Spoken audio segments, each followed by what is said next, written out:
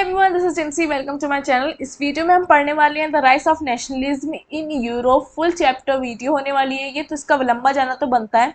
आई hope आपको इस video की लास्ट तक पूरा चैप्टर समझ आ जाएगा। तो चलिए स्टार्ट करते हैं अपनी वीडियो के साथ। देखो, सबसे पहला जो टॉपिक होगा हमारा वो होगा the French revolution and the idea of nation. The French revolution आपका क्लास 9th का सबसे पहला चैप्टर था। ये उससे थोड़ा सा आगे हम बात करेंगे कि नेपोलियन कैसे आया था और उसने क्या क्या चेंजेस लेकर आया था पूरे फ्रांस में, कैसे कैसे बाकी सारी ऑल ओवर यूरोप में कैसे अपना राज फैलाना स्टार्ट किया था। वो सब चीज़ें हम इस पूरे टॉपिक में कवर करने वाले हैं। इसी को ही कंटिन्यू करेंगे, the making of nationalism in Europe. जो आइडियाज़ थे उसके, वो अब कैसे यूरोप में फैल रहे थे और एक अलग अलग पार्ट्स में अलग अलग तरीके से लोग अब अपना निकल करके आ रहे थे बाहर और रिवोल्यूशन क्रिएट कर रहे थे। उस पूरे पीरियड को हम देखेंगे 1838 1848 के बीच का पूरा पीरियड हम देखेंगे। फिर हम पढ़ेंगे the making of Germany and Italy, कैसे जर्मनी और इटली एक नेशन स्टेट बना। फिर हमारा जो लास्ट सेकंड टॉपिक होगा वो होगा विजुअलाइजिंग द नेशन। इसमें हम बेसिकली देखेंगे कि कैसे लोगों ने विजुअलाइज करने स्टार्ट कर दिया था नेशन को। जैसे अगर हम एक एग्जाम्पल लें छोटा सा, तो इंडिया है, इंडिया को हम भारत माता बोलते हैं। तो ये जो भारत माता है ये हमने विजुअलाइज किया है एज अ फीमेल फिगर अपने नेशन को। तो वहीं अगर हम बात करें फ्रांस की, तो वहाँ पर द फादरलैंड बोल। तो अगर हम बात करें अपने लास्ट टॉपिक की, जो कि होगा नेशनलिज्म एंड इंपीरियलिज्म। ये क्या है, इंपीरियलिज्म क्या है, वो भी हम अच्छे से डिस्कस करेंगे। इन दोनों के बीच के डिफरेंसेस भी हम देखेंगे। तो चलिए स्टार्ट करते हैं अपने चैप्टर के साथ। चैप्टर की स्टार्टिंग में आपको कुछ ऐसी पिक्चर दिखाई जाती है।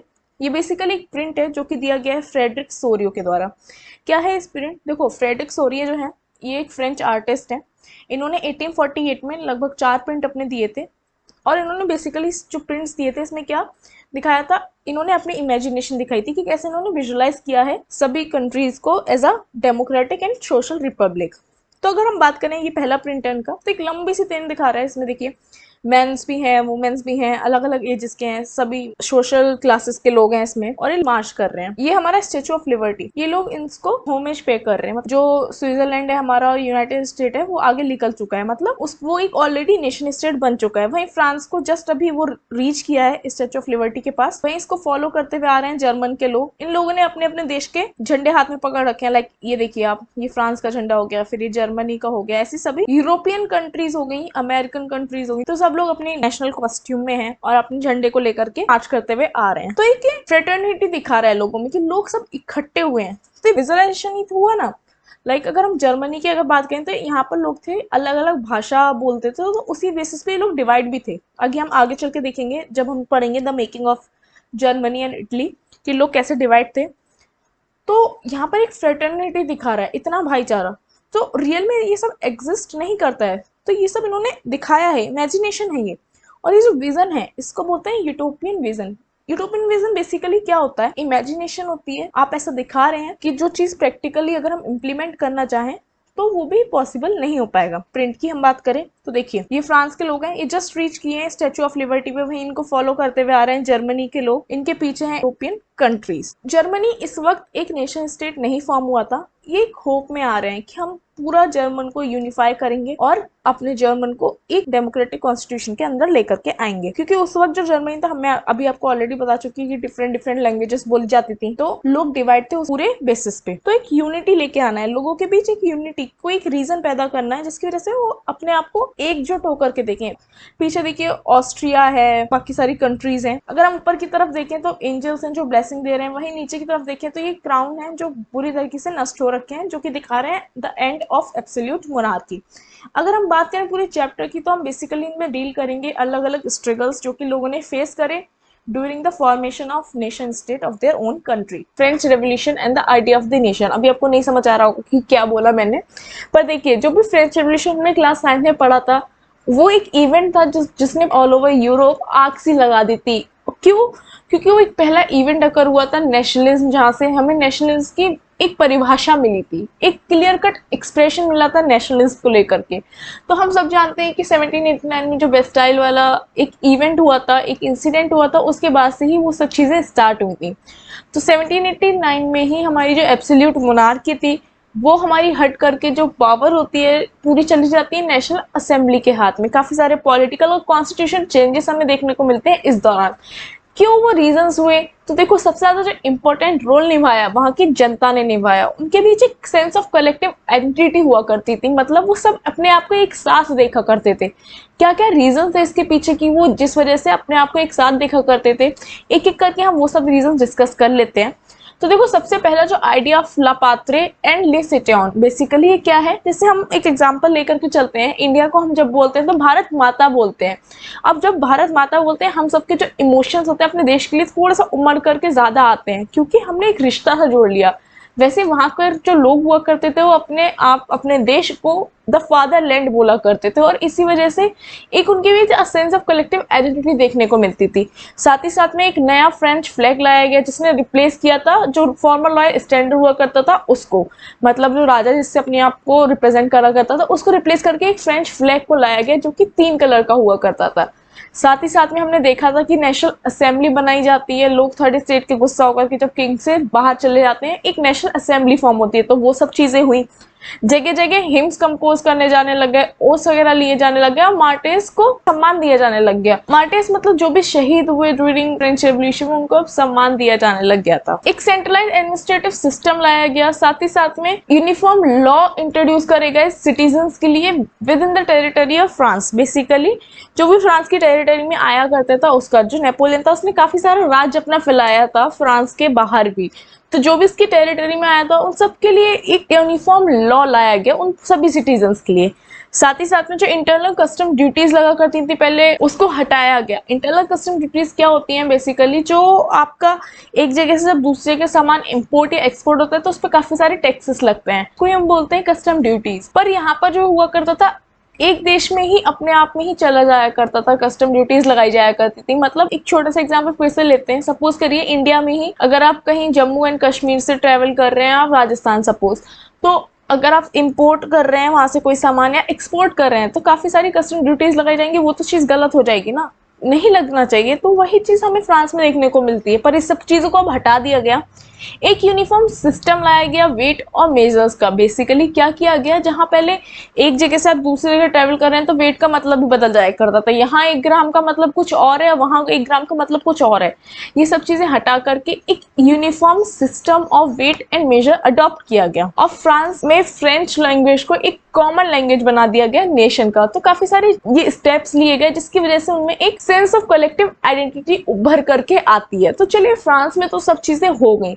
अब वहां के लोगों ने क्या डिसाइड किया, जो भी रेवोल्यूशनरीज थे वहां के लोगों ने, उन्होंने क्या डिसाइड किया कि अब हम अदर लोगों की हेल्प करेंगे, यूरोप में जो भी हैं उनको एक नेशन बनाने में। जैसे ये news through out the Europe फैलती है, अलग अलग जगह हमें जैकोबिन्स क्लब देखने को मिलते हैं जो कि फ्रेंच आर्मी को एक रास्ते प्रिपेयर करके देते हैं कि आओ भी हमारे देश में और आकर के यहाँ की मोनार्की को हटाओ और आप अपना राज्य स्थापित करो। इसमें कौन कौन सी कंट्रीज आया करती थी, जैसे हॉलैंड हो गया, बेल्जियम हो गया, स्विट्जरलैंड हो गया और इटली उनमें से एक हुआ करती थी। शुरुआत में काफी सारी जगह फ्रेंच आर्मी का बहुत अच्छे से स्वागत किया जाता है। इनको एक मसीहा की तरह देखा जाता है। क्यों मसीहा की तरह देखा जाता है? सबसे हम देख चुके कि एक एडमिनिस्ट्रेटिव सिस्टम लाया गया, जो डिवीजन हुआ करती थी उसको पूरा सिंप्लीफाई किया गया, फ्यूडल सिस्टम को एबॉलिश किया गया। तो चलिए फ्यूडल सिस्टम पहले समझ लेते हैं। सपोज करिए ये आपकी कंट्री है, इसको छोटे छोटे लैंड में आपको बांट दिया गया। यहाँ पे एक लैंडलॉर्ड को बना दिया गया या फिर यहाँ की पावर किसी एक के हाथ में दे दी गई, और ये जो जमीन है उस पर लोग अब प्रैक्टिस करवाते हैं, फोर्सफुली लोगों से काम करवाते हैं, जिससे हम सर्फडम भी बोलते हैं, मतलब दास प्रथा भी बोलते हैं।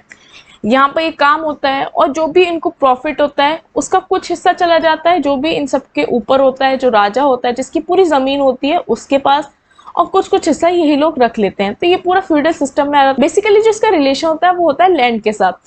तो देखो, अबॉलिश कर दिया गया था फ्यूडल सिस्टम को, तो अब जो सर्वडम की प्रथा चलती आ रही थी, जो दास प्रथा चलती आ रही थी, उस सबको अब हटा दिया गया। डेफिनेटली जब फ्यूडल सिस्टम खत्म होगा तो हमारा जो सर्वडम हो रहा था वो भी खत्म हो जाएगा। तो पीजेंट्स हुआ करते वो इस सब चीजों से हट गए। गिल्ड रेस्ट्रिक्शन को रिमूव किया गया। क्या हुआ करता था गिल्ड रेस्ट्रिक्शन? आप गिल्ड बना करके काम नहीं कर सकते। अगर आप गिल्ड बना करके काम करेंगे उससे नुकसान होगा राजा को, क्योंकि वो तो नहीं चाहेगा कि सब लोग एक ही साथ काम करें, वो तो चाहेगा कि डिफरेंसेस रहें। तो इसी वजह से उसने गिल्ड रेस्ट्रिक्शन लगा दी थी। पर नेपोलियन ने आकर के गिल्ड रेस्ट्रिक्शन जो हुआ करती थी उसको हटा दिया।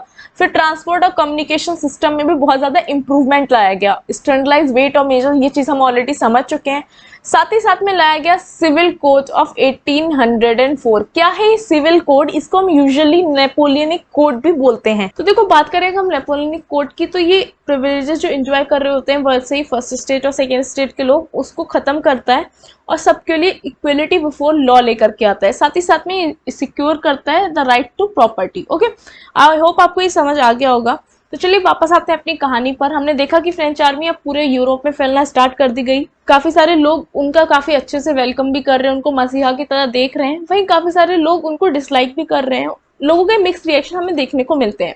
हालांकि जो लोग वेलकम कर रहे थे, जो लोग खुश थे, उनका भी अब रिएक्शन जो है चेंज होने में ज्यादा टाइम नहीं लगता है। हल्की हल्की चीजें साफ होने लगती हैं। इनको समझ आने लगता है कि अभी भी इनको पॉलिटिकल फ्रीडम नहीं मिली है। क्योंकि देखो, नेपोलियन ने भी क्या किया था, डेमोक्रेसी को डिस्ट्रॉय किया था। हालांकि काफी सारे एडमिनिस्ट्रेटिव चेंजेस लेकर के आया था जो कि पॉजिटिव भी थे, पर डेमोक्रेसी को तो उसने डिस्ट्रॉय किया ही था। कि जो नेपोलियन ने कॉन्कर करी थी बाकी सारी यूरोपियन कंट्रीज, उसमें हमें इंक्रीज टैक्सेशन देखने को भी मिलता है। सेंसरशिप भी वो लागू करता है। साथ ही साथ में वहाँ के लोगों को फोर्स भी किया जाता है कि फ्रेंच आर्मी में तुम पार्टिसिपेट करो और जो बचा हुआ यूरोप है उसको कॉन्कर करने में हेल्प करने के लिए। तो लोगों को समझ आने लग गया कि ठीक है भाई, तुम आए, तुमने हमारा काम किया, पर हमारे काम को ज्यादा बिगाड़ा। बेसिकली तुम्हारे जो एडमिनिस्ट्रेटिव चेंजेस हैं उनका पॉजिटिव इम्पैक्ट तो है, पर वो इतने भी पॉजिटिव नहीं है जितना तुम ये हम पे लागू कर रहे हो।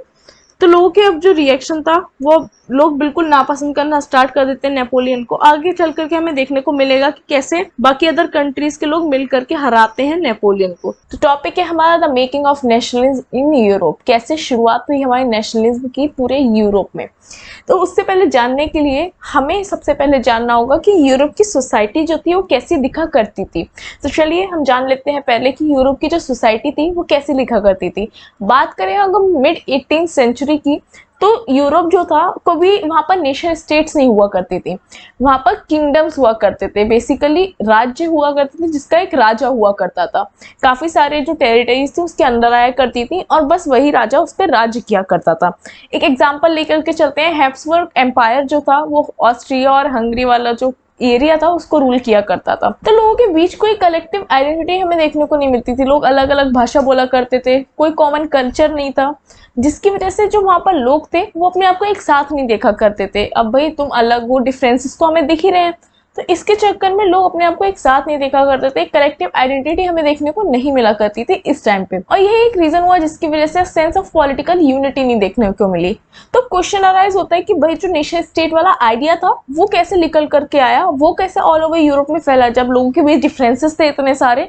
तो क्या क्या रीजन हुए जिसकी वजह से वो एकदम से ये आइडिया था वो पूरा फैलने लग गया यूरोप में। तो चलिए समझते हैं इस चीज के बारे में भी। देखो, अगर हम बात करें एरिस्टोक्रेसी की, तो सबसे पहले उनके बीच में एक कॉमन कल्चर जान लेते हैं कि क्या हुआ करता था। एरिस्टोक्रेसी बहुत कम नंबर हुआ करते थे। मतलब जो अमीर लोग थे, जो अमीर वर्ग के लोग थे, वो काफी कम हुआ करते थे। एरिस्टोक्रेसी में बेसिकली राजा और उनके आसपास के जो उनके रिश्तेदार होते थे वो आया करते थे।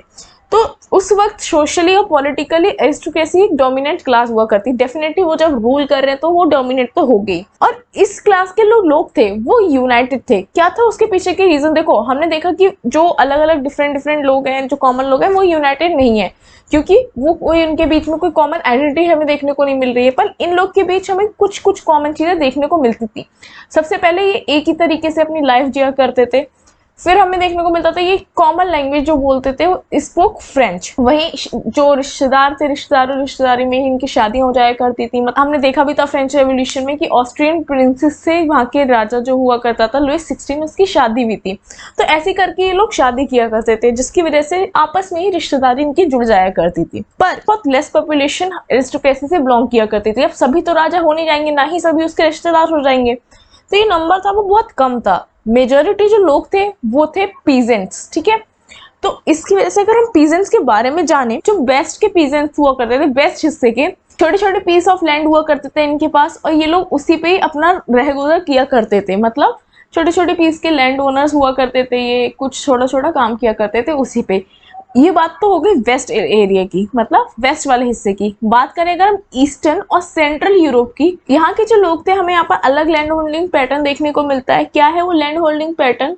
वो ये है कि यहाँ के जो लोग थे, ज्यादातर जो जमीन थी वो कुछ ही लोगों के, गिने चुने लोगों के पास हुआ करती थी, और बहुत बड़ी जमीन हुआ करती थी।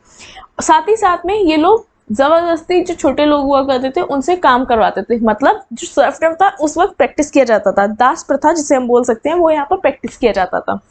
तो ये तो बात हो गई चलिए सोसाइटी की, कि उस वक्त की सोसाइटी कैसी दिखा करती थी। आगे चल के हमें देखने को मिलता है एक नए लोगों का ग्रुप निकल करके आता है।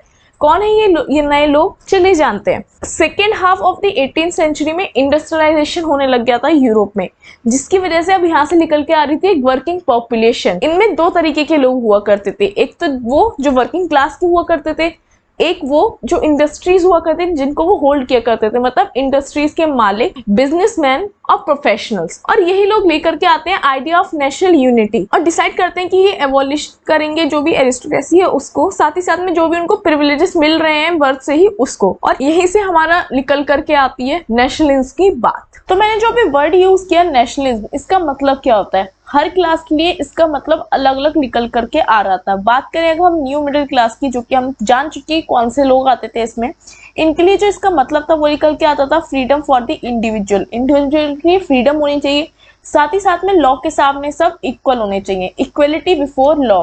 पर इसका मतलब ये नहीं कि हर पर्सन के पास एक वोट होना चाहिए, जैसे कि हमने देखा भी था कि वुमेन्स और नॉन प्रॉपर्टी मैन को लास्ट तक फ्रेंच रेवोल्यूशन में कोई चांस नहीं मिला था वोट करने का। सेम अगर हम बात करें फ्रेंच रेवोल्यूशन के हिसाब से नेशनलिज्म का क्या मतलब निकल करके आता था, उनके हिसाब से जो मतलब निकल करके आता था वो था एंड ऑफ ऑटोक्रेसी, एंड जो भी प्रिविलेजेस मिल रहे हैं उनको बर्थ से ही वो सब खत्म होने चाहिए। वहीं अगर हम बात करें इकोनॉमिक स्फीयर पर, तो लिबरलिज्म जो था स्टैंड करता था फ्रीडम फॉर द मार्केट। इसका क्या मतलब निकल के आया? उस समय की अगर हम बात करें तो उस टाइम में बहुत ज्यादा ऑब्स्टिकल हमें देखने को मिलते थे ड्यूरिंग एक्सचेंज ऑफ गुड्स। क्या क्या वो ऑब्स्टिकल थे, चलिए समझते हैं। अगर आप एक स्टेट से दूसरे स्टेट तक जा रहे हैं और बीच में सपोज करिए आपकी 11 स्टेट्स पड़ी, तो हर स्टेट एक 5% की कस्टम ड्यूटी लिया करती थी। कस्टम ड्यूटी मतलब टैक्स लिया करती थी, और हर स्टेट थी उसकी एक अलग करेंसी हुआ करती थी। हमने देखा भी नेपोलियन के टाइम में 39 स्टेट्स करीबन होंगी थी, सबकी अलग अलग करेंसीज हुआ करती थी। तो क्या हुआ करता था, हर करेंसी डिफरेंट होने के कारण बहुत ज्यादा ऑब्स्टिकल मिलते थे देखने को। साथ ही साथ में हर जो स्टेट थी उसका एक अलग वेट्स और मेजर चलते थे। ये सब चीजें हमें देखने को मिलती थी ड्यूरिंग एक्सचेंज ऑफ गुड्स। तो ये जो ऑब्स्टिकल हमें देखने को मिल रहे थे, लोग चाह रहे थे ये सब कुछ खत्म हो, और यही सब जो रीजन थे इसकी वजह से ये लोग चाहते थे यूनिफाइड इकोनॉमिक टेरिटरी, जो भी रेस्ट्रिक्शन है और वो सब हटानी चाहिए, जो भी स्टेट रेस्ट्रिक्शन लगा रही है। इसी के चलते आगे हमें देखने को भी मिलता है कि 1834 में एक कस्टम यूनियन आता है जिसे हम जोल्वेरिन भी बोलते हैं। ये क्या करता है, जहां पहले 32 करेंसीज हुआ करती थी अब 2 करेंसीज आ जाती हैं। ये जो जोल्वेरिन है, जो हमने देखा है एक कस्टम यूनियन लाया जाता है, ये आखिर लाता कौन है? तो ये जो इनिशिएटिव है वो लिया जाता है प्रूशिया के द्वारा, और काफी सारी स्टेट्स ऑफ जर्मन इसे ज्वाइन भी करती हैं। साथ ही साथ में हमें देखने को मिलता है कि काफी ज्यादा नेटवर्क इंप्रूवमेंट होता है रेलवे में, मतलब रेलवे के जो नेटवर्क होते हैं काफी ज्यादा इंप्रूव किए जाते हैं, जिसकी वजह से गुड्स जो होते हैं एक्सचेंज करने में हेल्प होती है। डेफिनेटली जब ट्रांसपोर्टेशन हमारी अच्छी होगी तो हमारे को जो एक्सचेंज होगा गुड्स के वो हम अच्छे से ईजिली कर पाएंगे। तो ये सब चीजें हमें देखने को मिलती हैं, और इसी सब वजह से हमें देखने को मिलती है एक इकोनॉमिक नेशनलिज्म की वेव, जो कि प्रोवाइड करती है नेशनलिस्ट सेंटिमेंट्स को, और ये साथ समय के साथ साथ ही बढ़ते भी जाते हैं। खैर हम बात बहुत आगे की पहुंच गए। अगर हम बात करें पहले की, हमने देखा भी था कि नेपोलियन जो था अपना राज्य फैला रहा था, फ्रांस से अलग अलग टेरिटरीज लोगों की छीन रहा था, अलग अलग राज्य की टेरिटरीज छीन रहा था। तो इस दौरान हमें देखने को मिलता है काफी सारे लोग उसको वार्मली वेलकम भी करते हैं, पर समय के साथ उसको डिसलाइक करना भी शुरू कर देते हैं, क्योंकि कहीं ना कहीं उनको समझ में आने लगता है कि ये जो इसके पॉजिटिव एडमिनिस्ट्रेटिव चेंजेस लेकर के आ रहा है वो कहीं ना कहीं ओवर पावर किए जा रहे हैं, जिसके द्वारा जो भी ये नेगेटिव चीजें लगा रहे हैं, जैसे इंक्रीज इन टैक्सेशन, साथ ही साथ में सेंसरशिप लगा रहा है, और लोगों को ज्यादातर फोर्स करा जा रहा है फ्रेंच आर्मी में ज्वाइन करने के लिए, जिससे कि वो अदर यूरोपियन जो कंट्रीज है उनको अपने अंडर ला सके। तो इसी सब के चलते 1815 में काफी सारी यूरोपियन पावर्स डिसाइड करती हैं कि भाई नेपोलियन से अब हमें खतरा हो रहा है, इसको अब हमें रोकना पड़ेगा, और इसी के चलते होती है वाटरलू, जिसमें डिफीट होती है नेपोलियन की, और ये सब जो पावर है ये अगेन दोबारा ले आती है मोनार्की को। अगर मैं बात करूं, मैंने बोला एक न्यू कंजर्वेटिज्म सोच, ये न्यू वर्ड मैंने क्यों यूज किया? कंजर्वेटिज्म की अगर हम बात करें, ये वो सोच है जो ये सोचते हैं कि सोसाइटी में कोई चेंजेस नहीं आने चाहिए। पर मैंने जो वर्ड यूज किया न्यू, उसका क्या मतलब निकल करके आ रहा है? जो न्यू है उसका मतलब ये निकल करके आ रहा है कि ये जो लोग हैं ये ऐसा नहीं सोचते कि जो पुरानी हमारी जैसे चलती थी रेवोल्यूशन से पहले वाली सोसाइटी वैसे में सब कुछ वापस चला जाए, बल्कि इनको ये चीज समझ आ गई थी कि नेपोलियन जो भी चेंजेस लेकर के आ रहा था वो कहीं ना कहीं उसके फेवर में ही काम कर रहे थे, उसकी पावर को ही स्ट्रेंथ प्रोवाइड कर रहे थे। और इसी के चलते ये लोग कुछ जो पॉजिटिव चीजें होती हैं उससे अब लेते हैं, इन्फ्लुएंस होते हैं नेपोलियन के आइडियाज से, और जो भी उसके पॉजिटिव चेंजेस होते हैं अपना दिमाग लगाते हैं और बोलते हैं कि हाँ भाई फायदा तो हमें होगा। इस तरीके से हम अपनी जो ऑटोक्रेटिक मोनार्की हम लेकर के आएंगे, जो भी हम मोनार्की लेकर के आएंगे उसको हम स्ट्रेंथ प्रोवाइड कर सकते हैं। और इसी वजह से ये काफी ज्यादा चीजें जो है अपनाते भी है नेपोलियन के आइडियाज से, जैसे एक मॉडर्न आर्मी का आइडिया, साथ ही साथ में एवोल्यूशन ऑफ फ्यूडलिज्म और सर्फडम पे हमें ये चीज समझी भी थी बहुत अच्छे से कि क्या क्या चीजें आती हैं इसमें। तो ये सब जो रीजन होते हैं ये इसी वजह से हम बोलते हैं एक न्यू कंजर्वेटिज्म सोच हमें देखने को मिलती है इसके बाद। तो हमने ये चीज तो देखी कि डिफीट हो गई नेपोलियन की। पर चलो ये तो बात हो गई कि भाई नेपोलियन हार गया 1815 में वाटरलू में। अब जो नेपोलियन के राज्य थे, जो भी चीजें उसके अंडर आती थी, जहां पर वो अपना राज्य चलाता था, अब उसको कौन देखेगा? यही सब चीजें डिसाइड करने के लिए ये सभी पावर मिलकर के करती है एक मीटिंग वेना नाम की जगह में। ये होती है ऑस्ट्रिया में और इसको होस्ट किया जाता है ड्यूक मेटरनिच के द्वारा। ये कौन है? ऑस्ट्रियन चांसलर है। ये जो फोटो देख रहे हैं आप ये उनकी ही फोटो है। तो इसी के अंदर, इसी मीटिंग के अंदर साइन होती है ट्रीटी ऑफ वेना। क्या साइन होता है इस ट्रीटी में? इस ट्रीटी के दौरान ये होता है साइन, जो भी फ्रांस था, हमने देखा था लुई 16 बिलोंग करता था बर्बन फैमिली से, तो अगेन वही चीज होती है, जो फ्रांस होता है उसको दे दिया जाता है बर्बन डायनेस्टी के कब्जे में। और साथ ही साथ में जो भी फ्रांस ने एक्सपेंशन किया होता है, अदर टेरिटरीज जो भी उसने छीनी होती हैं दूसरी कंट्रीज की, उन सबको वापस किया जाता है और एक सीरीज ऑफ स्टेट लगाई जाती है at the boundary of France, जिससे कि फर्दर अगर कोई एक्सपेंशन करता भी है फ्रांस, फिर से कोई एक नेपोलियन पैदा हो गया तो दोबारा से अब ये चीजें उन्हें फेस ना करनी पड़े। इसी वजह से काफी सारी सीरीज ऑफ स्टेट्स लगा दी जाती हैं at the boundary of France. जैसे कि अगर हम बात करें नॉर्थ की, तो नॉर्थ में बेल्जियम जो कि स्टेट है नीदरलैंड का, उसको लगा दिया जाता है। वहीं साउथ की तरफ अगर हम देखें तो साउथ की तरफ लगा दिया जाता है जेनुआ नाम की जगह जो कि पिडमोंट से बिलोंग करती है। वेस्ट की तरफ अगर हम देखें तो प्रूशिया, और ईस्ट की तरफ हम देखें तो ऑस्ट्रिया को दे दिया जाता है कंट्रोल, कि जिससे कि अगर भाई नॉर्थ की तरफ कोई एक्सपेंशन होता है तो नीदरलैंड संभालेगा, साउथ की तरफ होता है तो जेनुआ मतलब पिडमोंट संभालेगा, अगर वेस्ट की तरफ होता है तो प्रूशिया देख लेगा, और वेस्ट ईस्ट की तरफ होता है तो ऑस्ट्रिया देख लेगा। चलिए ये तो सब बात हम समझिए कि क्या क्या चेंजेस लाए गए, क्या क्या सब कुछ साइन हुआ ट्रीटी ऑफ वेना में। पर अभी हमें देखने को मिलता है ये जो कंजर्वेटिव्स हैं ये अपने खिलाफ कोई भी वर्ड जो है नहीं सुनना चाहते। कोई भी अगर क्रिटिसिज्म होता है इनके खिलाफ, ये बिल्कुल उसे टॉलरेट नहीं करते हैं, तुरंत उसके खिलाफ कोई ना कोई स्टेप्स ले लिए जाते हैं। कोई भी एक्टिविटी इन्होंने होती हुई दिखती है, जो भी इनके क्वेश्चन उठाए उस सबको तुरंत बंद कर दिया जाता है, और इन्होंने सेंसरशिप भी आकर के लागू कर देते हैं। ये सब जो चीजें थी, ये लिबरल्स बहुत गुस्से में आ रहे थे इस सब चीजों को देखकर। लिबरल्स वही लोग हैं जो चेंज चाहते हैं सोसाइटी में और चाहते हैं कि सबको इक्वलिटी होना चाहिए, सबको फ्रीडम मिलना चाहिए। इनका जो दिमाग था वो चलता था लिबर्टी और फ्रीडम वाले आइडिया पे। तो ये सब कुछ तो उनके अगेंस्ट में हो रहा है। इसी चीज के चलते देख करके ये जो लिबरल्स होते हैं बहुत गुस्से में होते हैं, और इसी सब के चलते देख जो लिबरल नेशनलिस्ट होते हैं वो अंडरग्राउंड में जाते हैं, क्योंकि अभी कुछ कर तो पा रहे नहीं होते हैं। अगर कुछ करते हैं तो कोई ना कोई कड़ा कदम उधर से उठा लिया जाता है कंजर्वेटिव्स की तरफ से।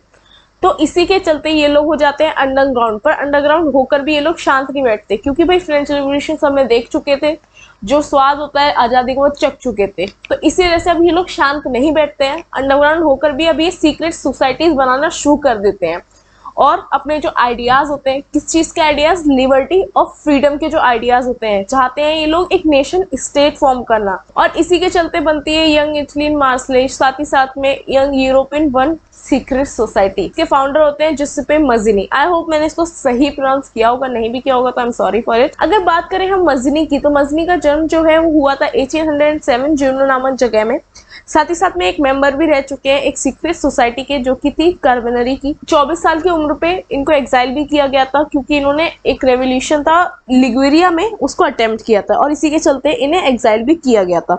तो चलो ये तो बात होगी मजनी के बारे में। मजनी के अब विचारधारा क्या थी, मतलब ये क्यों अपनी ऐसी पार्टीज वगैरह बना रहे थे। मजनी बिलीव करते थे कि गॉड ने जो नेशन बनाया है वो इसी चीज के चलते बनाया है, क्योंकि वो एक नेचर यूनिट है मैनकाइंड की, मतलब मानवता की एक नेचर यूनिट है नेशन, और गॉड ने इसी इंटेंशन के साथ नेशन को बनाया है। और इसी के चलते ये बिलीव करते थे कि जो इटली को इन्होंने स्मॉल पैच वर्क्स में बांट रखा है, मतलब स्मॉल स्मॉल किंगडम बना रखे हैं, तोड़ रखा है इटली को, वैसा नहीं होना चाहिए, बल्कि एक सिंगल यूनिफाइड रिपब्लिक कंट्री होनी चाहिए।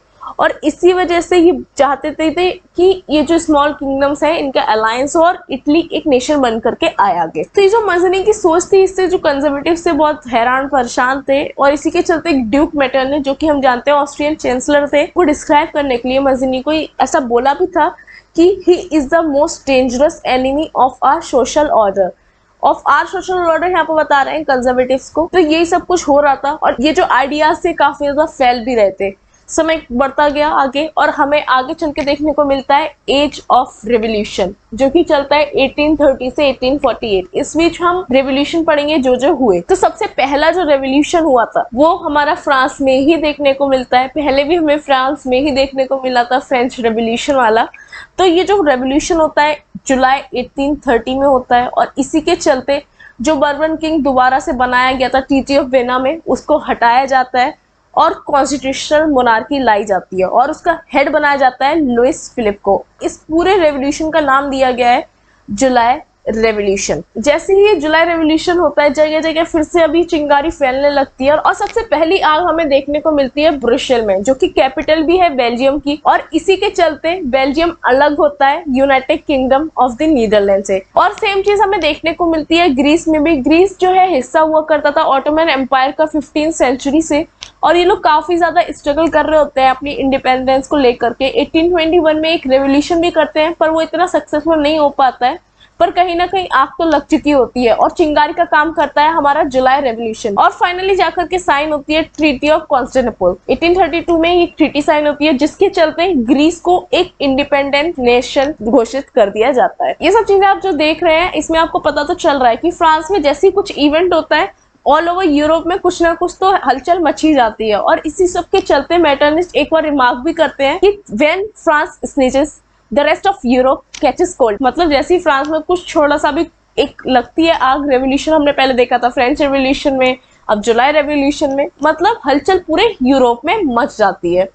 तो चलिए हमारा ये टॉपिक यहीं पर खत्म होता है। नेक्स्ट जो टॉपिक है हमारा the romantic imagination and national feeling. ये टॉपिक क्या है आपको अभी समझ नहीं आ रहा होगा, तो चलिए समझते हैं। अगर हम बात करें नेशनलिज्म की या कहीं भी रिवोल्यूशन की, तो उस जगह का कल्चर हो गया, उस जगह की पोएट्री हो गई, म्यूजिक, लैंग्वेज बहुत इंपॉर्टेंट रोल प्ले करता है हमें एक्सप्रेस करने में हमारी नेशनलिस्ट फीलिंग्स को। जो रोमांटिसिज्म है ये पूरा बेस्ड ही हमारी फीलिंग्स पर है। तो जो रोमांटिक आर्टिस्ट है उनका भी यही मानना है कि अगर हमें कहीं भी नेशनल सेंटिमेंट्स को डेवलप करना है, तो हमें उस जगह के लोगों की फीलिंग्स पर, वहाँ के इमोशंस पर, साथ ही साथ में उनकी इंट्यूशंस को ज्यादा फोकस करना चाहिए, rather than focusing on logic and उसके पीछे की साइंस पर। तो जो रोमांटिक्स हैं सच है जॉन गॉटफ्रीड हर्डर, ये एक जर्मन फिलोसफर है। इनका मानना ये है कि अगर हमें ट्रू जर्मन कल्चर को लोगों के बीच में डिस्कवर करना है, तो हम उसको कर सकते हैं through focusing on folk dances, वहाँ के फोक म्यूजिक पर, और वहाँ की फोक पोएट्री पर ज्यादा फोकस करके, और ये हेल्प भी करेगी in popularising the true spirit of nation. तो जो हमारा कंक्लूजन है वो क्या निकल करके आया कि कहीं भी नेशन बिल्डिंग में उस जगह का फोक कल्चर, उस जगह की वर्नाक्युलर लैंग्वेज एक बहुत इंपॉर्टेंट रोल प्ले करती है। कैसे इंपॉर्टेंट रोल प्ले करती है? It helps in recovering N ancient national spirit. पुरानी जो नेशनल स्पिरिट है उसको रिकवर करने में, साथ ही साथ में लोगों के बीच मॉडर्न नेशनलिस्ट मैसेज को एक लार्ज मास स्केल में पहुंचाने पर भी एक बहुत इंपॉर्टेंट रोल प्ले करती है। बेसिकली जो इलिटरेट है उनको ज्यादा हेल्पफुल रहता है इससे समझाना। इन सब चीजों को समझने के लिए एक एग्जांपल लेते हैं हम पोलैंड का। At the end of 18th century इसका पार्टीशन हो जाता है by great powers Russia, Prussia, Austria के द्वारा, और अब जो पोलैंड है वो एक इंडिपेंडेंट कंट्री नहीं बचा। जो नेशनल फीलिंग है उसको अलाइव रखने के लिए वहाँ की लैंग्वेज, वहाँ का म्यूजिक बहुत इंपॉर्टेंट रोल प्ले करता है। इसको समझने के लिए एग्जाम्पल के साथ समझ सकते हैं। जो कैरोल कर्पिंस्की है, ये अगर जब भी नेशनल स्ट्रगल होता था उसको सेलिब्रेट करने के लिए अपना ओपेरा, अपना म्यूजिक यूज करा करते थे। वहीं अगर हम देखें वहाँ का जो फोक डांस था पोलनेस और मिजुरका, उसको नेशनलिस्ट सिंबल की तरह यूज किया जाता था। जब रशियन लोग कब्जा कर लेते हैं पोलैंड पर, तो उसी के चलते वहां पर जो पोलिश लैंग्वेज यूज हुआ करती थी उसको फोर्सफुली हटवाया जाता है और रशियन लैंग्वेज को हर जगह इम्पोज कर दिया जाता है। 1831 में हमें एक आर्म रेविलियन भी देखने को मिलता है, लोग आवाज भी उठाते हैं, पर अल्टीमेटली उसका कोई रिजल्ट नहीं निकल करके आता है। और इसी के चलते लोग जो होते हैं क्लर्जी लेवल के, उन्होंने पोलिश लैंग्वेज को एक वेपन की तरह यूज करना स्टार्ट कर दिया था। चर्च गैदरिंग जब होती थी तो लोग पोलिश भाषा को एक यूज करते थे और इसी चीज के चलते काफी ज्यादा प्रीस्ट बिशप्स को जेल भी भेजा गया as a punishment by Russian authorities. तो थ्रू आउट दिस जर्नी जो लैंग्वेज है एक बहुत इंपॉर्टेंट रोल प्ले करती है, हमें दिखाई देती है as a nationalist symbol. Hunger, hardship and popular revolt. तो चलिए जानते हैं इस टॉपिक के बारे में। तो देखो हमने देखा था 1815 में हमारे आते आते कंजर्वेटिव्स आ चुके थे, एरिस्टोक्रेसी हमें देखने को मिल रही थी ऑल ओवर यूरोप। और first half of the 19th century में आते आते जो पॉपुलेशन थी यूरोप की कुछ ज्यादा बढ़ चुकी थी, जिसके चलते हमें काफी ज्यादा भुखमरी देखने को मिल रही थी। साथ ही साथ में पॉपुलेशन बहुत इंक्रीज कर गई थी, तो अनएम्प्लॉयमेंट भी बहुत बढ़ रहा था। जगह जगह लोगों को एम्प्लॉयमेंट मिल ही नहीं रहे थे, जॉब्स वगैरह मिल ही नहीं रही थी, ज्यादा जॉब सीकर्स थे और वहीं एम्प्लॉयमेंट अपॉर्चुनिटीज बहुत कम थी। लोग माइग्रेट करना स्टार्ट कर दे रहे थे रूरल एरियाज से अर्बन एरियाज की तरफ, जिससे कि थोड़ा बहुत उन्हें काम मिल जाए और वो अपनी जिंदगी चला पाए। वहीं जो स्मॉल स्केल बिजनेस था वो भी ठप हो चुका था, क्योंकि जो मशीनरी गुड्स थे लोगों को कम प्राइस में मिलना चालू हो गए थे और उसने रिप्लेस कर दिया था इन स्मॉल स्केल मैन्युफैक्चर का बिजनेस। और इसी सब के चलते लोगों को बहुत ज़्यादा डिफिकल्टीज फेस करनी पड़ रही थी। वहीं अगर हम बात करें जहाँ पर अभी भी अरिस्टोक्रेसी चल रही थी, वहीं पीजेंट्स को अभी भी फ्यूडल ड्यूज का सामना करना पड़ रहा था। तो ये सब चीज़ें थी इस समय बहुत ज़्यादा हमें देखने को मिल रही थी ड्यूरिंग दिस टाइम। 1848 में आते आते अनएम्प्लॉयमेंट और फूड शॉर्टेज इस हद तक बढ़ चुकी थी कि लोगों को सड़क पर उतरना पड़ गया था। और यही चीज़ हमें देखने को मिलती है पेरिस में। एज अ रिजल्ट लोग बैरिकेड्स तोड़ते हैं और इसके चलते लुइस फिलिप को भागना पड़ जाता है और रिजल्ट ये निकल करके आता है कि नेशनल असेंबली एक रिपब्लिक घोषित कर दी जाती है। साथ ही साथ में रिपब्लिक घोषित होने के बाद अब जो 21 साल से ऊपर के man, mark my word, man को राइट मिल जाता है राइट टू वोट का, और साथ ही साथ में गारंटी दी जाती है इस चीज की कि सबको राइट टू वर्क भी मिलेगा। और इसी चीज के चलते नेशनल वर्कशॉप्स खोली जाती हैं जो कि प्रोवाइड करती है एम्प्लॉयमेंट। इसी बीच हमें एक स्टोरी देखने को मिलती है सिल्सिया विलेज की। क्या है ये स्टोरी, चलिए समझते हैं। तो सिल्सिया एक विलेज है जिसमें ज्यादातर लोग कॉटन वीविंग का काम करते हैं, बेसिकली कपड़ा बुनाई का काम करते हैं। जो कॉन्ट्रैक्टर होते हैं इन्हें रॉ मटेरियल प्रोवाइड करते हैं और कहते हैं इनसे कि हमें एक फिनिश कोट बना करके दो, बेसिकली उसका पूरा कपड़ा तैयार करके दो। तो ये लोग क्या करते हैं, एक फिक्स प्राइस तय कर लेते हैं वर्कर्स के साथ कि हम तुम्हें इतना पर्टिकुलर पैसा देंगे अगर तुम हमें इतने रॉ मटेरियल का पूरा ऐसे फिनिश कोट बना करके दोगे। तो हमने देखा था कि जॉब काफी ज्यादा मारामारी चल रही थी इस टाइम में, और इसी चीज का फायदा उठाते हैं कॉन्ट्रैक्टर्स। जो फिक्स प्राइस होता है उसको ड्रास्टिकली ये लोग बहुत ज्यादा लो कर देते हैं और इसी चीज के चलते जो वर्कर्स होते हैं वो करते हैं रिवोल्ट इन कॉन्ट्रैक्टर्स के खिलाफ और जाते हैं इनके घरों पर।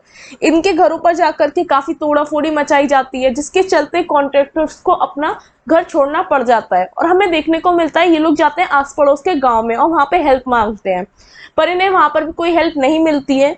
ये लोग आर्मी को लेकर के दोबारा से गांव में अपने आते हैं सिल्सिया विलेज में, और as a result 11 weavers, basically 11 workers को मारा जाता है, उनको गोली मारी जाती है। और ये जो पूरा केस है ये होता है 1845 में, जिसे विलियम वोल्फ ने डिस्क्राइब किया है। तो चलिए आगे बढ़ते हैं अपने टॉपिक के साथ, जो कि है 1848 the revolution of the liberals. तो देखो हमने देखा अभी कि फ्रांस में क्या हुआ। फ्रांस में हो गया हमारी जो कॉन्स्टिट्यूशन मोनार्की थी वो हट गई, अब उसको रिपब्लिक हो गया वो फ्रांस। साथ ही साथ में वहां पर यूनिवर्सल सफरेज आ गई, मतलब सबके पास अब हो गया राइट टू वोट, ठीक है, जो भी 21 साल से मैन ऊपर के हैं उनके पास। तो ये सब चीजें जब आसपास के लोगों को पता चलती है ऑल ओवर यूरोप, जब ये चीजें फैलती हैं तो लोग सोचते हैं कि अब हमें भी अपने देश को एक नेशन स्टेट बनाना चाहिए। और इसी सिचुएशन का फायदा उठाते हुए जो लोग होते हैं अपनी बात आगे रखना स्टार्ट कर देते हैं। नेशन स्टेट की डिमांड अब आगे रखना शुरू हो जाती है। क्या होती है नेशन स्टेट? जो नेशन स्टेट है वो इंक्लूड करेगी हमारा एक कॉन्स्टिट्यूशन, फ्रीडम होगा प्रेस को, साथ ही साथ में फ्रीडम ऑफ एसोसिएशन भी होगा। तो ये चीज हमें जर्मन में देखने को मिलती है। जर्मन में क्या होता है, मिडिल क्लास के जो लोग होते हैं इकट्ठे होते हैं सिटी ऑफ फ्रैंकफर्ट नाम की सिटी में और डिसाइड करते हैं एक कॉन्स्टिट्यूशन ड्राफ्ट करने का। हमारे देश में अब कॉन्स्टिट्यूशन मोनार्की आएगी, क्या होगा, एक कॉन्स्टिट्यूशन ड्राफ्ट होगा, जर्मन नेशनल असेंबली फॉर्म होती है और उसको डिसाइड होता है कि कौन हेड करेगा, फ्रीडरिश विलियम। 1848 को इलेक्टेड रिप्रेजेंटेटिव बन। अब ये लोग डिसाइड करते हैं कि हम जाएंगे चर्च ऑफ सेंट पॉल में और वहां पर जाकर के क्राउन मिलेगा फ्रीडरिश विलियम को, वो बनेंगे हेड। पर जैसे लोग वहां पहुंचते हैं, जो फ्रीडरिश विलियम होते हैं ये रिजेक्ट कर देते हैं कि मैं इलेक्टेड असेंबली के पूरी तरीके से अपोज में हूँ। तो इससे क्या होता है, जो भी मोनार्की वाले लोग होते हैं उन लोग को फायदा मिल जाता है, ये जाकर के ज्वाइन हो जाते हैं मोनार्की वाले लोगों के साथ, मतलब जो चाह रहे थे कि मोनार्की रहे। अब इससे क्या होता है, जो मोनार्की होती है वो और ज्यादा स्ट्रांग हो जाती है। साथ ही साथ में क्या होता है, जो पार्लियामेंट होता है वो डोमिनेट किया जा रहा होता है मिडिल क्लास लोगों से। वो नहीं चाहते कि भाई वर्कर्स और आर्टिफिशियंस की डिमांड मानी जाए, तो इसलिए क्या होता है, लास्ट में आते आते ट्रूप्स बुलाए जाते हैं और असेंबली को डिसबैंड किया जाता है। इस बीच जो वुमेन्स की हालत है उस पर भी थोड़े सा हम फोकस करते हैं। तो देखो, वुमेन कॉन्टिन्यूसली पार्टिसिपेट कर रही होती है, इन्होंने अपने पॉलिटिकल एसोसिएशन बनाए होते हैं, न्यूज़पेपर भी इनके चल रहे होते हैं, साथ ही साथ में जो लगातार पॉलिटिकल मीटिंग्स हो रही है उनमें भी पार्टिसिपेट किया जाता है। तो देखो, अभी हमने देखा कि सेंट पॉल में डिसाइड होता है कि फ्रैंकफर्ट पार्लियामेंट में जाकर के किंग को जो है क्राउन मिलेगा। पर यहाँ पर भी हमें देखने को मिलता है कि वुमेन को पार्टिसिपेट करने नहीं दिया जाता है, उनको एक ऑब्जर्वर की तरह सिर्फ बैठाला जाता है कि तुम यहाँ से देखोगे कि क्या क्या हो रहा है, तुम बोलोगे कुछ नहीं। तो ये सब चीजें हमें देखने को मिलती हैं अभी तक के पीरियड में। तो चलिए वापस आते हैं अपने कंडीशन पर, जो भी चल रहा होता है। तो हमने देखा असेंबली जो होती है उस वक्त के लिए डिसबैंड कर दी जाती है, हटा दी जाती है। पर देखो, जो लिबरल्स का मूवमेंट है वो चल रहे होते हैं, लिबरल चाह रहे होते हैं कि भाई ऐसा नहीं होना चाहिए, कॉन्स्टिट्यूशन मोनार्की आनी चाहिए। पर हमने देखा जो भी उन्होंने डिसाइड किया था कि ये बंदा हमारा हेड करेगा कॉन्स्टिट्यूशन को, वो बंदा भी जाकर के मिल गया। तो क्या होता है, जो कंजर्वेटिव फोर्सेस होती हैं उनको जो लिबरल मूवमेंट होते हैं वो सप्रेस करने में अब वो कामयाब हो जाते हैं 1848 में। साथ ही साथ में उनको एक चीज तो रियलाइज हो जाती है कि अब जो ये आग लग चुकी है इसको ठंडा कर पाना बहुत मुश्किल है, हमें लोगों की कुछ तो बातें माननी ही पड़ेंगी। तो देखो क्या क्या चेंजेस होते हैं। सर्वडम और बॉन्डेड लेबर का जो भी प्रोसेस चलता आ रहा है अभी तक, इसको हटा दिया जाता है। ये चीज हम ऑलरेडी देख चुके थे कि वेस्टर्न यूरोप में ये चीज पहले ही हो चुकी थी। अब सेंट्रल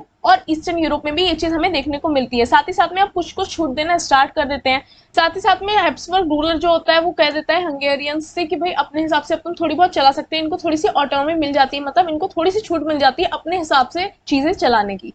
तो ये सब चीजें हमें देखने को मिलती है। पर आगे भी काफी कुछ नया हमें देखने को मिलेगा कि कैसे मेकिंग ऑफ जर्मनी और इटली होती है। हम ऑलरेडी कवर कर चुके हैं कि कैसे जर्मनी में जो अपहीवल आया था 1848 में उसको कैसे सप्रेस किया गया कंजर्वेटिव्स के द्वारा और बड़े बड़े लैंड ओनर्स के द्वारा, जो कि प्रूशिया के हुआ करते थे, क्योंकि वो नहीं चाहते थे कि वर्कर्स और आर्टिशंस की डिमांड मानी जाए। ये जो बड़े लैंड ओनर्स होते हैं इनको प्रूशिया में क्या बोलते हैं, इनको जंकर्स बोलते हैं। वहीं अगर हम बात करें, हमने देखा अभी तक कि लास्ट मूवमेंट पे कैसे जो किंग ऑफ प्रूशिया था फ्रेडरिश विलियम, उसको डिसाइड हुआ था देने का कि भाई क्राउन दिया जाएगा, पर लास्ट मूवमेंट पे उसने आने करके मना कर दिया था और मिल गया था इन कंजर्वेटिव्स के साथ और सक्सेसफुली ये लोग सप्रेस करने में इस पूरे रेवोल्यूशन को कामयाब भी हो गए थे। पर कहीं ना कहीं जो नेशनलिस्ट की फीलिंग थी कि भाई नेशनल स्टेट तो बनाना है जर्मनी को, वो रह गई थी लोगों के अंदर। आगे चल के हमें देखने को मिलता है किंग विलियम फर्स्ट, जो कि किंग होते हैं प्रूशिया के, और वो खुद डिसाइड करते हैं कि यूनिफाई करेंगे जर्मनी को। और इसलिए ये जो मूवमेंट है अपना आदेश देते हैं अपने चीफ मिनिस्टर को, ओटो वन बिस्मार्क जो कि हैं, और इन्हीं के द्वारा पूरा जो ये मूवमेंट है लीड किया जाता है with the help of Prussian army. और 7 साल में 3 वॉर होती हैं ऑस्ट्रिया, डेनमार्क और फ्रांस के साथ। आखिरकार जो प्रूशियन विक्ट्री होती है और जो पूरा यूनिफिकेशन का प्रोसेस है वो कंप्लीट होता है। और 18 जनवरी 1871 को विलियम फर्स्ट को प्रोक्लेम कर दिया जाता है जर्मन का एम्परर। हॉल ऑफ मिरर में, जो कि है पैलेस ऑफ वर्सलीज में, यहाँ पर घोषित किया जाता है इनको जर्मन एम्परर। जैसे ये पावर में आती है प्रूशियन स्टेट, मतलब जो डोमिनेंस होती है प्रूशियन स्टेट की, क्योंकि जो पूरा इनिशिएटिव है वो लिया ही वहाँ के किंग के द्वारा है, जो डोमिनेंस होगी वो भी होगी प्रूशियन स्टेट की। तो जैसे ये पावर के अंदर आते हैं ये काफ़ी सारे चेंजेस लेकर के आते हैं। कुछ चेंजेस मैंने यहाँ पर मेंशन भी कर रखे हैं, जैसे एक हो गया modernising the currency, banking, legal judicial system को पूरा अच्छे से करा जाता है। साथ ही साथ में प्रूशियन मेजर्स एंड प्रैक्टिस में भी चेंजेस लाए जाते हैं। तो चलिए ये तो बात हो गई जर्मनी की। वहीं अगर हम बात करें इटली की, during the 19th century, middle की बात हो रही है 19th सेंचुरी की, जो इटली थी वो 7 स्टेट्स में डिवाइड थी, जिसमें से सिर्फ छोटा सा एक हिस्सा था सर्दिना पेंटमोर ही से रूल किया जाता था इटली के प्रिंस के द्वारा, जो कि उस वक्त थे किंग विक्टर इमैनुअल II। बाकी के जो हिस्से थे वो अलग अलग जगहों ने अपने कब्जे में ले रखे थे। जैसे अगर हम बात करें नॉर्थ के हिस्से की, तो नॉर्थ का जो एरिया था वो ऑस्ट्रियन हैब्सबर्ग के अंदर था। वहीं अगर सेंट की बात करें तो वो पोप के अंदर था। वही सदर्न पार्ट जो था वो bourbon king of of Spain के अंदर था। बेसिकली स्पेन रूलर इस पर रूल कर रहा था। तो अगर हम बात करें, हमने ये चीज देखी भी थी एज ऑफ रेवोल्यूशन 1830 से, जब 1848 वाला हमने जो टॉपिक किया था, हमने वहां पर गुस्सिपी मजीनी का नाम सुना। हमने देखा था ये बिलीव करते थे कि इटली को यूनिफाई होना चाहिए, जो अभी ये स्मॉल स्मॉल किंगडम्स में डिवाइड है ऐसा नहीं होना चाहिए, बल्कि एक रिपब्लिक यूनिफाइड कंट्री निकल करके बाहर आनी चाहिए। तो इसी के तहत ये एक सीक्रेट सोसाइटी भी बनाते हैं, जो कि नाम रखते हैं उसका यंग इटली। पर ये जो प्रोसेस होता है इनका यूनिफाई करने का इटली को, ये फेल हो जाते हैं उसमें। लेटर आगे चल के हमें देखने को मिलता है कि किंग विक्टर इमैनुअल सेकंड ही इनिशिएटिव लेते हैं टू यूनिफाई इटली। पहले क्वेश्चन दिमाग में ये आता है कि ये ऐसा क्यों करते हैं, क्योंकि भाई हर किसी को पावर तो चाहिए ही चाहिए, और जब पूरा इटली इनके हाथ में आ जाएगा तो इनकी पॉलिटिकल डोमिनेंस बढ़ेगी, साथ ही साथ में इनको इकोनॉमिक डेवलपमेंट की पॉसिबिलिटी भी इनके पास आएंगी। तो ये तो जो रीजन होते हैं, ये इसी वजह से पूरा इनिशिएटिव लेते हैं पूरा इटली को यूनिफाई करने का। और ये पूरा मूवमेंट है, ये इनके चीफ मिनिस्टर केवोर के द्वारा लीड किया जाता है। ये एक एडुकेटेड मिडिल क्लास फैमिली से बिलोंग करते थे, तो इसी चक्कर में इनको फ्रेंच भी बहुत अच्छे से आती थी। इसका ये फायदा उठाते हैं, बड़ी ही चालाकी के साथ फ्रांस के साथ अलायंस करके जो नदर्न हिस्सा होता है, जो कि अंडर आता है ऑस्ट्रियन हैब्सबर्ग के अंदर, उसको अपने कब्जे में ले लेते हैं और इस पे पूरी तरीके से विक्ट्री पा लेते हैं। वहीं जो बाकी का बचा हुआ हिस्सा है, ये वाला पार्ट, ये पूरा जो लीड किया जाता है मूवमेंट, वो किया जाता है गुस्सिपी गरीवाल्ड के द्वारा। जो गरीवाल्ड है, ये एक बेसिकली मेंबर हुआ करते थे सीक्रेट सोसाइटी के, जो कि बनाई गई थी मजीनी के द्वारा। खैर इनका भी विजन वही था, टू यूनिफाई इटली, और इसीलिए ये साथ भी देते हैं किंग विक्टर इमैनुअल सेकंड का। तो ये चीज हमें देखने को मिलती है, जो पूरा ये साउथ वाला हिस्सा है और किंगडम ऑफ टू सिसिली, ये जो सदर्न मोस्ट पार्ट है, ये वाला इटली का आता है किंगडम ऑफ टू सिसिली में। तो ये जो पूरा पूरा लीड किया जाता है मूवमेंट गरीवाल्ड के द्वारा। यहाँ पर जो लोकल पीजेंट होते हैं, इनका सपोर्ट ये लोग गेन करके जो स्पेन रूलर होता है उसको बाहर निकालने में कामयाब हो जाते हैं। 1861 में विक्टर इमैनुअल सेकंड को किंग घोषित कर दिया जाता है यूनाइटेड इटली का। अगर हम बात करें उस वक्त की इटली की हालत की, तो उस वक्त की इटली में इलिटरेसी जो थी बहुत हाई थी। लोगों को जो लिबरल नेशनलिस्ट के जो आइडियोलॉजी थी उसके बारे में पता ही नहीं था। इस पूरे मूवमेंट के दौरान हमें ये चीज देखने को मिलती है। फॉर एग्जाम्पल अगर हम लें, ये जो पीजेंट्स थे, लोकल पीजेंट, जिन्होंने साथ दिया था टू यूनिफाई इटली और जो स्पेन रूलर है उसको बाहर निकालने में, उनको जो इटालिया का जो कॉन्सेप्ट था, उनको पता ही नहीं था कि इटालिया है क्या। वो समझते थे कि जो लतालिया है वो वाइफ है किंग विक्टर इमैनुअल सेकंड की, और इसी वजह से जो स्पेनिश किंग है उनको ले गया है, और उसको छुड़ाने के चक्कर में ये पूरी जंग हो रही है, ये पूरी चीजें हो रही हैं। मतलब थ्रू आउट दिस पीरियड ही पूरी तरीके से अनअवेयर थे लिबरल नेशनलिस्ट के आइडियोलॉजी से। The case of great Britain. तो देखो, अगर बात करें हम ब्रिटेन की, तो ब्रिटेन एक ऐसे अपहीवल या रेवोल्यूशन हमें देखने को नहीं मिलता है, बल्कि काफी बड़ा प्रोसीजर होता है जिसके तहत जो ब्रिटेन है वो ब्रिटेन बन करके बाहर आता है। शुरुआत में ब्रिटेन ऐसा नहीं था कि ब्रिटेन कंट्री थी या फिर ऐसा कुछ था। शुरुआत में ये लोग डिवाइड थे एथनिक तरीके से, जैसे कि इंग्लिश लोग हुआ करते थे, स्कॉट हुआ करते थे, आयरिश लोग हुआ करते थे। मतलब इन ग्रुप्स के अपने अपने अलग कल्चर हुआ करते थे, अलग अलग पॉलिटिकल ट्रेडिशंस हुआ करते थे। तो फिर अब ये क्वेश्चन अराइज होता है कि ये पूरा ग्रेट ब्रिटेन बन के कैसे बाहर आया। तो जैसे जैसे हम देखते हैं इंग्लिश जो लोग होते हैं, जैसे एथनिक ग्रुप हमने भी जाना कि कौन कौन से लोग थे, इंग्लिश, स्कॉट, आयरिश। तो जैसे जैसे टाइम निकलता जाता है, जो इंग्लिश नेशन होता है उसमें काफ़ी ज़्यादा ग्रोथ हमें देखने को मिलती है, चाहे वो बात होगी वेल्थ सेक्टर की, वो बात होगी पावर वाले एरिया की। तो हमें काफ़ी ज़्यादा ग्रोथ देखने को मिलती है इंग्लिश वाले लोगों के साथ। तो ये चीज़ डोमिनेंस बढ़ाता है उन लोगों की। और आते आते 1688 की एंड में एक प्रोटेक्टेड कॉन्फ्लिक्ट के तहत जो इंग्लिश पार्लियामेंट होता है, उसमें से जो पावर होती है वो मोनार्की से छीन करके अब दे दी जाती है इन लोगों को, और फॉर्मेशन होता है एक नेशन स्टेट का, और जिसका जो सेंटर बनाया जाता है वो बनाया जाता है इंग्लैंड को। देखो, समय के साथ साथ इंग्लिश नेशन में बहुत ग्रोथ आ रही थी, हमें देखने को मिल रहा था उनका डोमिनेंस हर जगह। जैसे एक्ट ऑफ यूनियन होता है स्कॉटलैंड और इंग्लिश नेशन के बीच, मतलब इंग्लैंड के बीच, जो एक्ट ऑफ यूनियन होता है वो होता है 1707 में, और फॉर्मेशन होता है United Kingdom of great Britain का। देखो, जैसे ही फॉर्मेशन होता है इंग्लैंड और स्कॉटलैंड के बीच, जो इंग्लैंड वाले लोग होते हैं वो ज़्यादा पावरफुल होते हैं as compare to that of Scotland वाले लोग, और इसी वजह से ये एक रीजन होता है जिसकी वजह से ये लोग अपने डोमिनेंस बनाने लगते हैं स्कॉटलैंड वालों के ऊपर। तो इंग्लैंड जो होता है अपनी इन्फ्लुएंस इम्पोज करने लगता है स्कॉटलैंड वालों के ऊपर, इनके कल्चर, इनकी पॉलिटिकल इंस्टीट्यूशन पर अब ये अपनी पकड़ बनाने लगते हैं, और हल्के हल्के जो उनका कल्चर खुद का होता है वो सप्रेस होना स्टार्ट हो जाता है, और इसी ये चीज़ हमें देखने को मिलती है स्कॉटलैंड में। वहीं अगर हम आयरलैंड की बात करते हैं, आयरलैंड में जो दो तरीके के लोग होते हैं, बेसिकली जो आयरलैंड है वो दो तरीके के लोगों में डिवाइड होता है, एक होता है कैथोलिक्स और एक होता है प्रोटेस्टेंट में, और इसी चीज़ का फायदा उठाते हैं इंग्लैंड के लोग, और ये लोग अपनाते हैं डिवाइड एंड रूल पॉलिसी। जो कि इनकी बहुत कामयाब रहती है। ये प्रोटेस्टेंट का साथ देते हैं कि तुम अपना इन्फ्लुएंस चलाओ और तुम अपने आप को डोमिनेंस करो ओवर कैथोलिक्स के ऊपर। तो इसी चक्कर में ये लोग देते हैं साथ प्रोटेस्टेंट का। जैसे ये बात इनको पता चलती है कैथोलिक्स को कि भाई ब्रिटिशर्स जो हैं इनका साथ दे रहे हैं, तो ये लोग उनके खिलाफ पूरा रिवोल्ट भी करते हैं। पर उनका जो रिवोल्ट होता है उसका कोई फायदा निकल करके नहीं आता है, वो पूरी बुरी तरीके से फेल हो जाता है। और जो रिवोल्ट है वो लेड किया जाता है वुल्फ टोन्स के द्वारा, और आखिरकार आइलैंड को फोर्सफुली तरीके से यूनाइटेड किंगडम के साथ जोड़ दिया जाता है 1801 में। और फॉर्मेशन होता है एक न्यू ब्रिटिश नेशन का, जिसका सिंबल हमें देखने को मिलता है ब्रिटिश फ्लैग, जिसको यूनियन जैक भी बोलते हैं। ये रहा आपके सामने ब्रिटिश फ्लैग। और यहाँ का नेशनल एंथम बनाया जाता है, वो बनाया जाता है God save our noble king. साथ ही साथ में अब इंग्लिश लैंग्वेज फोर्सफुली तरीके से अच्छे तरीके से इम्पोज कर दी जाती है इन सभी के ऊपर। तो चलिए, ये तो हमने जान ली कहानी ग्रेट ब्रिटेन की। विजुअलाइजिंग द नेशन टॉपिक अपने आप में ही कुछ बता रहा है कि हम विजुअलाइज कर रहे हैं नेशन को। पर क्वेश्चन जो अराइज होता है हमारे दिमाग में वो ये होता है कि विजुअलाइज कैसे, क्या करेंगे हम नेशन के साथ। बेसिकली हम करेंगे इमेजिन नेशन को। नेशन को कैसे इमेजिन किया जाता है, जैसे एग्जाम्पल लेते हैं छोटा सा। इंडिया की अगर हम बात करें तो इंडिया को हम बोलते हैं भारत माता, तो हम उसको एक as a female figure imagine कर रहे हैं। तो ये चीज़ हमें बैक देन उस टाइम में देखने को मिलती है।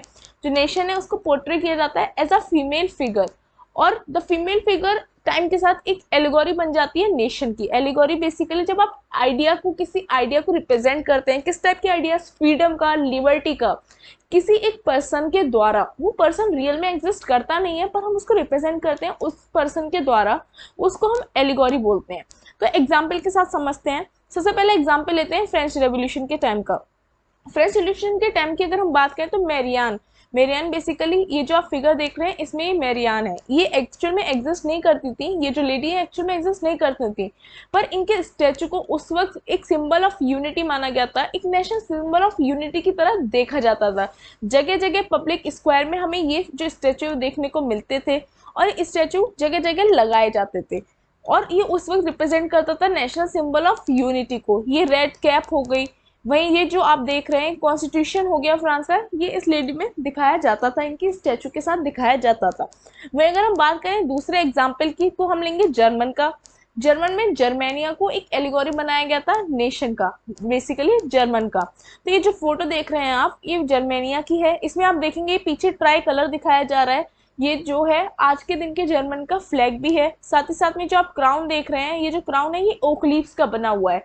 जो जर्मन ओक है वो हीरोइज्म के लिए स्टैंड करता है, ये चीज हीरोइज्म दिखा रहा है। वहीं जो स्वार्ड है ये दिखा रहा है रेडीनेस टू फाइट, कि हम लड़ने के लिए तैयार हैं और जर्मन अब रिपब्लिक होकर ही रहेगा। ये जो ईगल देख रहे हैं आप, ये स्ट्रेंथ दिखा रहा है, ये उस वक्त के जर्मन एम्पायर का सिंबल हुआ करता था। वहीं अगर हम बात करें पीछे से आप जो देख रहे हैं सूरज की किरणें, बेसिकली दिखा रहा है उगता हुआ सूरज, कि नया एरा अब शुरुआत होने वाला है, उससे अब कोई नहीं रोक सकता है। ये ब्रोकन चेन्स भी अपने आप में बहुत कुछ बयां कर रही हैं। तो चलिए आगे बढ़ते हैं अपने टॉपिक में। आई होप आपको ये वाला टॉपिक बहुत अच्छे से समझ आ गया होगा। तो जो हमारा नेक्स्ट टॉपिक है वो है नेशनलिज्म एंड इम्पेरियलिज्म। अब ये नेशनलिज्म क्या है, इम्पेरियलिज्म क्या है। नेशनलिज्म तो हम बहुत टाइम से पढ़ते हुए आ रहे हैं, तो आई होप आपको वो अच्छे से समझ आ गया होगा कि नेशनलिज्म क्या है। अपने देश के प्रति प्रेम, बेसिकली अपने देश के प्रति जो प्रेम भावना है उसको हम नेशनलिज्म बोलेंगे। पर इम्पेरियलिज्म क्या है, ये तो नया शब्द आ गया। जब नेशनलिज्म कुछ एक्सेस में बढ़ जाता है, एक्सेस में तो हर चीज बुरी होती है, जब नेशनलिज्म एक्सेस में बढ़ जाता है और आप चाहते हैं जो दूसरी जो कंट्री है अब वो हमारे कब्जे में आने लग, अब हम उसके ऊपर अपना डोमिनेंस चलाएंगे, तो वो चीज हमारी इंपेरियलिज्म में आने लगता है। आप अपने आप को सुपीरियर जब कहने लग जाएंगे तो वो सब चीजें हमारी इंपेरियलिज्म में आने लगती हैं। तो टाइम के साथ साथ हमें देखने को मिलता है कि नेशनलिज्म हर जगह फैलता हुआ, तो अब ये जो नेशनलिज्म है ये इंपेरियलिज्म की तरफ रुख कब बदल लेता है, तो चलिए समझते हैं इसको। जो बाल्कन है उस समय का बहुत इंपॉर्टेंट रीजन हुआ करता था, क्यों, क्योंकि यहाँ पे जो आज के वक्त का ग्रीस है, सर्बिया है, स्लोवेनिया वाले, ये सब रीजन आया करते थे बाल्कन्स में। और इस रीजन के लोगों को स्लेव्स भी बोला जाता था। बेसिकली स्लेव्स वो लोग हुआ करते थे जो स्लेविक्स भाषा बोला करते थे और इस रीजन से बिलोंग किया करते थे। तो चलिए ये तो बात हो गई बाल्कन्स की। तो जो बाल्कन रीजन है उस वक्त रूल किया जाता था ऑटोमन एम्पायर के द्वारा। बेसिकली जो पूरा कंट्रोल था इस पूरे रीजन के ऊपर उस वक्त था ऑटोमन एम्पायर का।